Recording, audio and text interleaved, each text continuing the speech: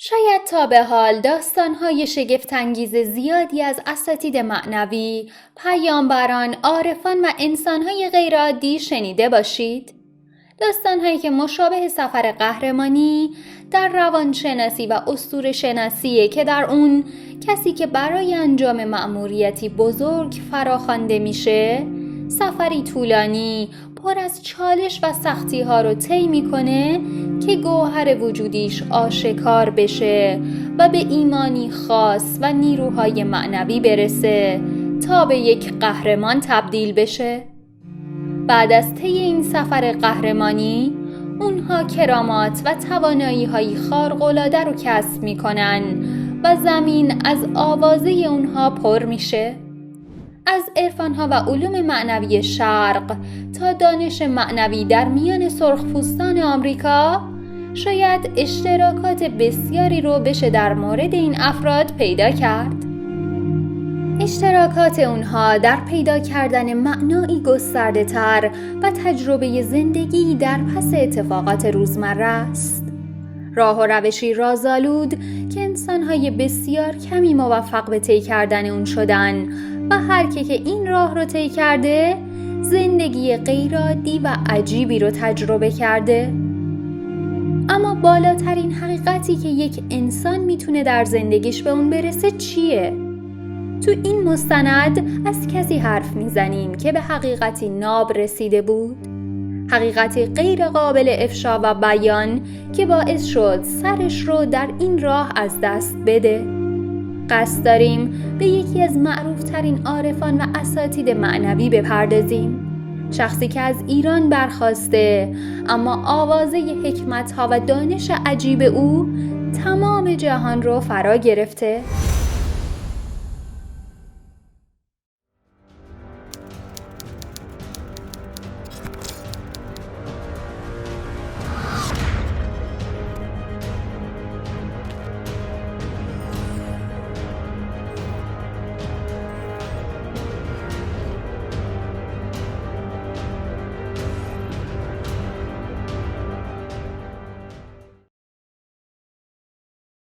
منصور حلاج و زندگی پر از چالش و فراز و نشیبش، شخصی که پس از گذشت هزاران سال هنوز نامش بر سر زبان هاست و افکار و گفتارهای ضد و نقیض بسیاری در مورد او شنیده میشه. حسین ابن منصور در حدود 1200 سال پیش در استان فارس به دنیا آمد. درباره ملقب شدن او به حلاج دلایلی گفته شده. از احمد پسر حلاج نقل شده که چون پدرم اسرار مردم را فاش می کرد و از غیب خبر می داد، به او حلاج اسرار یا فاش کننده اسرار گفته می شد. گروهی دیگه اینطور گفتند که منصور پدر حلاج فردی پنبه‌زن بود و در نتیجه او هم به شغل پدرش شناخته می شده و مثل پدرش به حلاج معروف بوده. او در 12 سالگی قرآن را حفظ کرد و خیلی زود دروس معنوی و دینی رو فرا گرفت. به ریاضت‌ها و ساده زیستی پرداخت و از عارفان اون زمان دانش‌های معنوی را آموخت. اما این همه زندگی منصور نبود. اینطور که نقل شده، حلاج افکار یکتاپرستانه بسیار عجیبی داشت. به وحدت وجود به صورت کامل ایمان داشت و جهان رو جلوه‌ای از پروردگار می‌دید. در نتیجه این نوع نگاه خاصی که داشت، او همه چیز و همه انسان‌ها رو سایه‌ای از وجود خداوند می‌دید و اینطور که گفته شده، انسان‌های پاک‌تر رو جلوه خالص‌تری از خداوند تصور می‌کرد.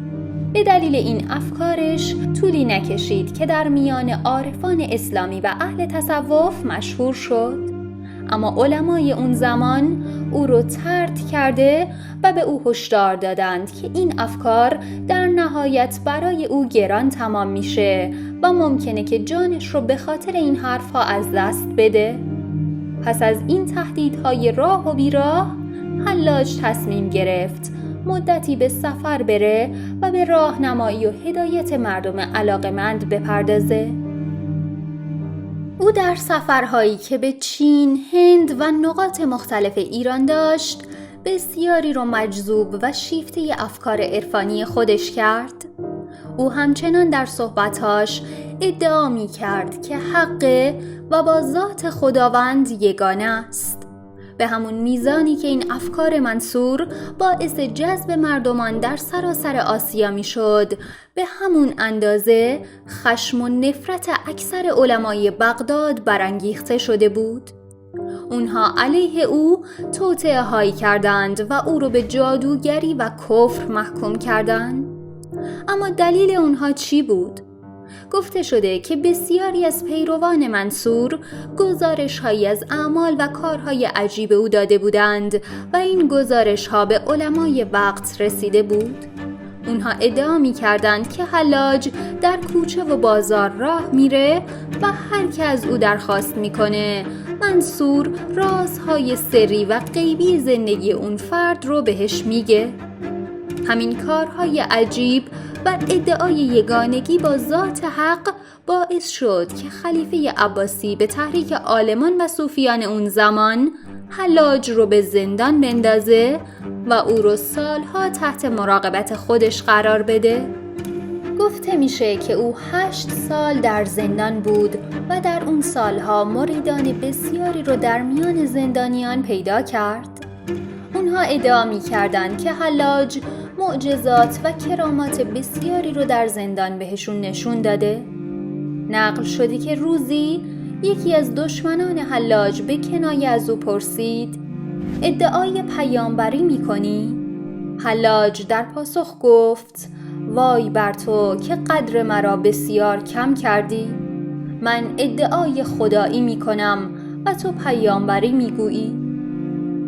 در نهایت در یکی از غم‌انگیزترین و مشهورترین داستان‌های تاریخ عرفان نقل شده که حلاج به دار آویخته شد. دست و پاهایش را بریدند و تن بیجان او را آتش زدند و خاکسترش را به رودخانه ریختند. بایزید بسطامی، یکی از عارفان مشهور اون زمان، اینطور میگه: چون او را دار زدند دنیا بر من تنگ شد. برای دلداری خود شب تا سحر زیر جنازه بردار آویخته اش نماز خواندم. چون سحر شد و هنگام نماز صبح، فرشته ای از آسمان ندا داد که ای بایزید از خدا چه میپرسی؟ پاسخ دادم: چرا با او چنین کردی؟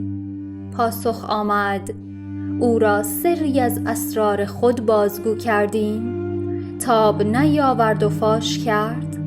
پس عاقبت کسی که اسرار ما را فاش کند چنین باشد. حافظ هم در باب منصور حلاج اینطور میگه: آن یار کزو گشت سر دار بلند، جرمش این بود که اسرار هویدا می کرد.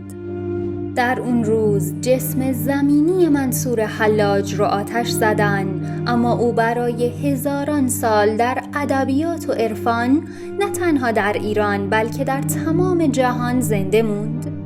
عطار نیشابوری با اینکه 150 سال بعد از او زندگی می کرد، اما چنان شیفته شخصیت و افکار عرفانی او بود که مولانا معتقد بود احتمالاً خود حلاج استاد معنوی او بوده و از غیب به او آموزش هایی می داده. حافظ، جامی، مولانا، سعدی و بسیاری از شاعران و جمعی دیگر از اساتید معنوی به او ارادت فراوانی داشتند. حافظ از او به عنوان پیر مغان نام برده و عطار او را انسان کامل می شمرد. حتی گفته میشه که ابن عربی تحت تأثیر حلاج بود که نظریه وحدت وجود یا همون یگانگی خالق و مخلوق رو بیان کرد. از تعالیم حلاج علاوه بر ذکر ناالحق، دفاعیاتی از ابلیس هم به جا مونده، موضوعی که از عقاید غیر معمول میان عارفان و اهل تصوفه. او با پرسپکتیو جدیدی موضوع شیطان رو بررسی کرد و به نتایج بسیار متفاوتی رسید. در این مستند دیدیم که استادی معنوی، شخصی که به وحدت وجود و یگانگی جهان با خداوند به صورت عملی باور داشت، چطور در میان مردمان و علمای زمان خودش طرد شد و به اتهام عقاید کفرآمیز به دار آویخته شد.